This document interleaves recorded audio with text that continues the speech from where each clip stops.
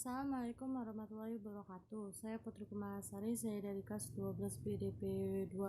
Saya ingin mempresentasikan materi tentang cara menjaga display produk sesuai dengan SOP. Perawatan produk secara umum.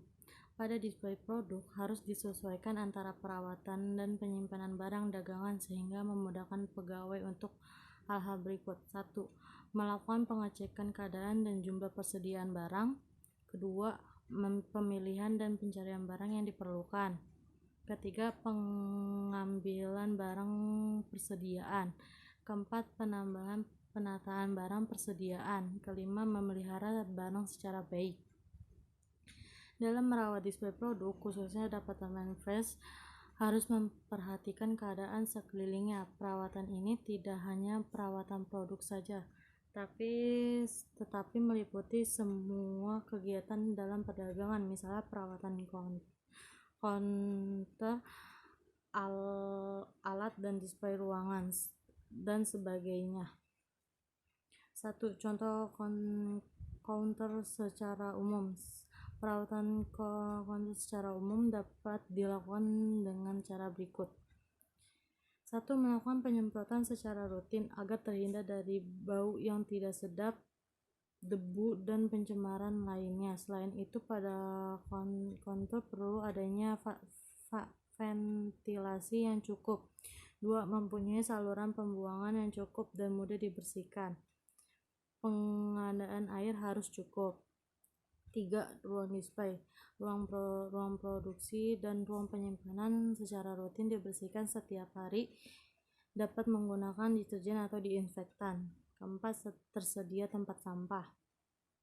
Selain hal tersebut di atas, dalam merawat counter juga harus memperhatikan 1. Perawatan air, udara, rotasi, dan kebersihan.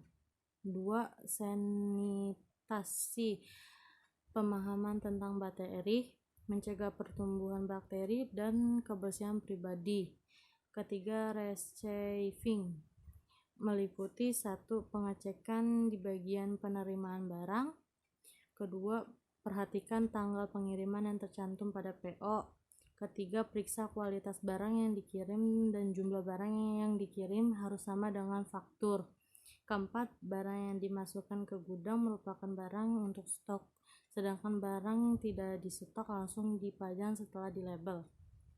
4. Transfer atau retur, meliputi 1. Kumpulkan barang yang akan diretur karena rusak atau tidak layak jual.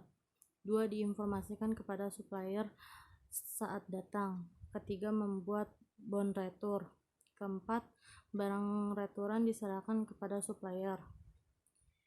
Kedua, merawat display produk agar rapi dan bersih. Cara menyimpan dan mengamankan barang-barang dagangan adalah sebagai berikut. 1. Menyimpan barang dagangan yang tidak memerlukan tempat khusus.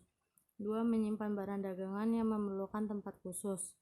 Penyimpanan barang di dalam toko tentunya tidak layak dalam jumlah banyak karena toko tidak mempunyai gudang tempat khusus yang cukup luas dan besar.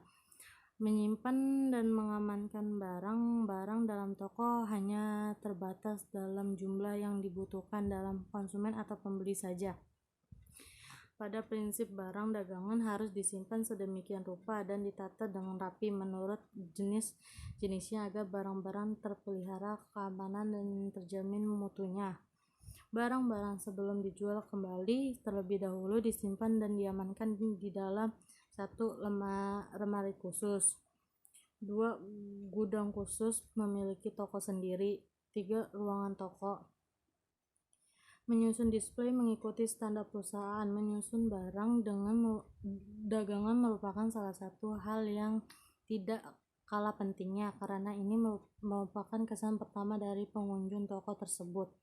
Oleh karena itu, barang-barang yang dipajang di dalam ruangan toko maupun di etalase harus ditata sedemikian rupa sehingga kelihatan rapi, serasi, dan menarik bagi setiap orang, terutama calon pembeli.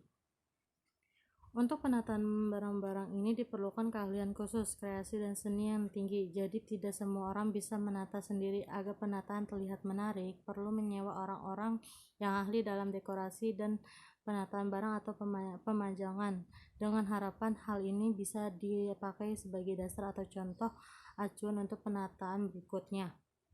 Penataan barang sebaiknya setiap saat diubah agar tidak membosankan dan disesuaikan dengan keadaan. Hal yang perlu diperhatikan ialah bagaimana bentuk, warna, ukuran, tamu, dan pelengkapan-pelengkapan lainnya itu dipadukan sehingga penataan barang-barang itu kelihatan lebih menarik, yang pada akhirnya akan bisa menarik pengunjung atau calon pembeli atau pelanggan tertarik untuk memiliki barang-barang tersebut.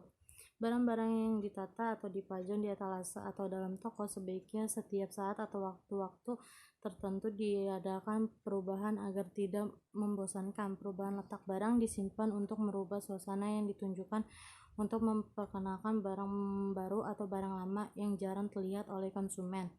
Barang-barang tersebut diletakkan di tempat yang strategis sehingga dapat terlihat oleh setiap pengunjung toko tersebut. Sikap-sikap yang dibutuhkan saat memajang display produk adalah sebagai berikut. 1. Cermat. Harus cermat saat menjaga display produk tersebut. 2. Teliti. Pelayanan harus teliti dalam menjaga display produk.